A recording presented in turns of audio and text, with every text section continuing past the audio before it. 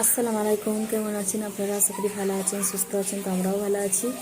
তো সকালে এই নাস্তাটা আর কি করে দিলাম, মানে আমি তো মানে আর কি টোস্ট দিয়ে খেয়েছিলাম, ওর বাবাকে করে দিলাম ব্রেড আমলেট আর কি।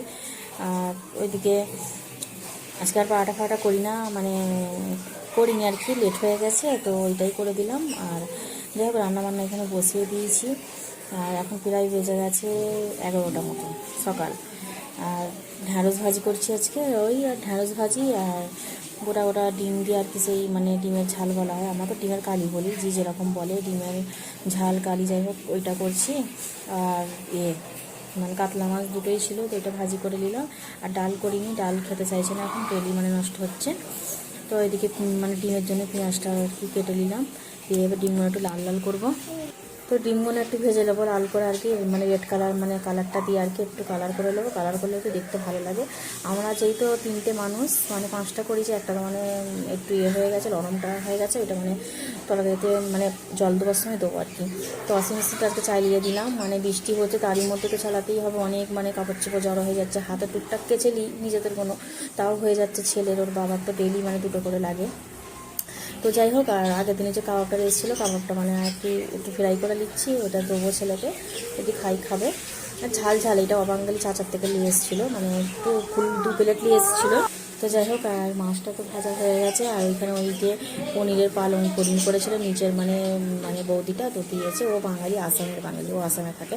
আমরা 3টে বাঙালি আছি এখানের মধ্যে। যাকে আমাদের একটা জিনিস ভালো, আগের রুমে যে কটা রুমে আমি থেকেছি, মানে মানে একানের রুম ভালো লাগতো না, তখন এমনিতে একাও ছিলাম, মানে সিঙ্গেল, যেহেতু বিয়ের পরে এসেছি। আর তোমার ছেলে হয়ে যাওয়ার পরে একটা জায়গায় তো টাইম কেটে কেটে ছেলেকে নিয়ে সব সময় ব্যস্তর মধ্যে থাকি। ফের এই মানে বিল্ডিংটা এসেছি জয়েন্টে, আমরা 3জন বাঙালি আছে, একজন আমাদের মানে আমরা 2জন কলকাতার, আর একজন আছে আসামের বাঙালি। আসামে তো বাঙালি থাকে জানে, আর আসামের এখানে প্রত্যেকটা বাঙালিরা এখানে সব মানে চাকরি করে। কেন আমরা যেসব হোটেলে যাই, রেস্টুরেন্টে, ওইখানে ওদের সব মানে যারা যারা ম্যানেজার বা ওইটার সব মানে আসামের, ওরা এইসব এখানে বেশি কাজ করে। আমাদের কলকাতার বাঙালিতে সব সোনাবালা, এখানে ব্যাঙ্গালোরে যারা যারা এসছে, আর মেদিনীপুরের হচ্ছে বেশিরভাগ, সোনাবালার চেয়ে বেশি হচ্ছে সবজি নাস্তাওয়ালা মিষ্টিওয়ালা এইসব। তো যাই হোক ওইসব করে ওদের মানে প্রতি মাসে 1.5 লাখ 2 লাখ টাকা ওরা কিনে ফেলছে, কারণ এখানে এক একটা মিষ্টি ছোটো ছোটো পিস 10 টাকা 12 টাকা করে দাম। তো যাই হোক আর কি, এইদিকে ঘরটা মানে মুছে দিচ্ছি, রান্না তো হয়ে এসছে আর কি। ওই ডিমের কারিটা করলাম, তো করে আপনাদের সঙ্গে কিছুটা শেয়ার করলাম। যাই হোক ঘরটা মুছে নিচ্ছি। আর একটা কথা বলার, যে আপনারা ভিডিও দেখে কমেন্ট করে চলে যাবেন না, পুরো ভিডিওটা প্লিজ আমার দেখবেন, একটু হলেও মানে দেখার চেষ্টা করবেন, কারণ আমার ভিডিওতে প্রচুর মানে আমার ক্ষতি হচ্ছে, আমার চ্যানেলটা মানে আমার অনেক সাবস্ক্রাইব মানে কেটে গেছে প্রচুর। আর ইউটিউব সম্পর্কে আমার সেরকম কিছুই জানা নেই, যেইটুকুনি জেনেছি ইউটিউব থেকে, আর আমার মানে ভাইয়ের থেকে, ছোটো ভাইটার থেকে। ও তো থাকে দূরে, ওই বলে বলে দিত, আমি করতাম। তো এখনও হয়তো আমি অনেক কিছুই জানি না, তো অনেক কিছু দেখছি, অনেক দিদি ভাইদের থেকে মানে আপুদের থেকে দেখে দেখে শিখছি। যাই হোক আপনারা সাপোর্ট করবেন, আমার চ্যানেলটা অনেকটা ক্ষতি হয়েও গেছে।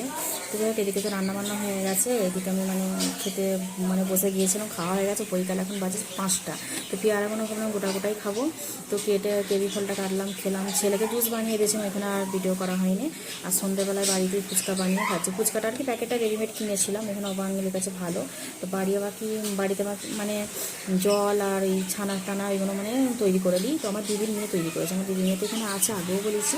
তো চলে যাবে, আর ওর এখন স্কুল ছুটি আছে বলে আমার কাছে আছে। আর আমার একটাই ছেলে, আমার ছেলের বয়স হচ্ছে 4 বছর মতো, ও খুবই বেশি বড় নয়, অনেকটাই ওর কম বয়স। ওই জন্য ছেলেকে নিয়ে মানে সব কিছু করেই আমাকে কি ভয়েসটা দিতে হয়, রাত্রির 2:30টা কিন্তু সময় ভয়েস দিই, ভাবতে পারছেন কতটা ছেলে লেগে পারি না। তাও আজকে মানে ভয়েসটা আমি সকালেই দিচ্ছি, যেহেতু মানে বেলার দিকে রান্নাবান্না করে, তো ছেলের জন্য পারি না। রাতের দিকে আমি অনেক রাত অব্দি জেগে থাকি, দেখি কেমন করে কি হয় না হয়, ইউটিউব চ্যানেলে কি করলে ভালো হয়, অনেক করি, অনেক কষ্ট করি। তো আপনারা পাশে থাকবেন।